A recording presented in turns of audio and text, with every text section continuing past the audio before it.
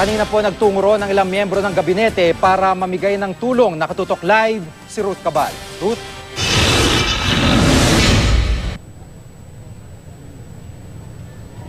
Sige, nagpunta nga dito ang ilang miyembro ng gabinete sa Sagbayan. Ito yung sinasabing epicenter ng lindol para daw yan matiyak na nakakarating sa mga biktima ang mga relief goods at iba pang tulong galing sa pamahalaan. Naghihilom na ang mga sugat sa mukha at katawan ng 7 taong gulang na si Kent Clifford. Natamo niya ang mga ito nang maipit siya ng 2 oras sa gumuho nilang bahay. Sabi ng mga magulang niya na trauma raw ang bata.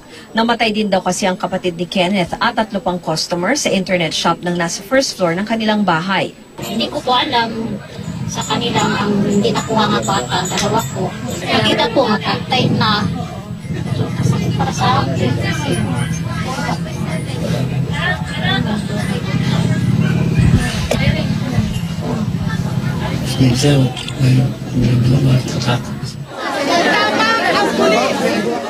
Ngayong hapon pinangasiwaan ni DSWD Secretary Dinky Soliman at DILG Secretary Mar Rojas ang pamimigay ng relief goods.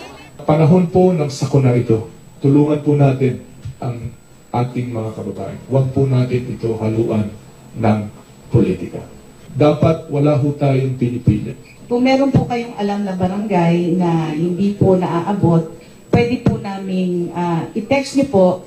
Ayon sa DSWD, mahigit 70,000 food packs na ang naipamahagi nila sa 26 na bayan. Nabalik na raw ang kuryente at tubig sa malaking bahagi ng Bohol, maliban lang sa 3 bayang pinakanapinsala.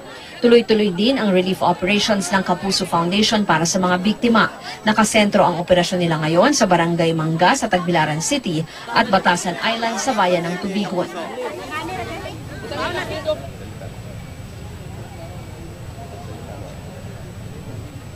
Jiggy, ayon sa NDRRMC ay tinapos na nila yung rescue operations at nasa recovery mode na sila ngayon nung 13 pang nawawala dito sa Bohol. Samantala sa Martes naman daw ay ipamimigay na yung death at injury assistance sa mga biktima. Dadaan daw yan sa mga munisipyo. Yung National Housing Authority naman ay nagpadala na ng mga kinatawan dito para ma-assess yung damage. Jiggy? Maraming salamat, Ruth Cabal.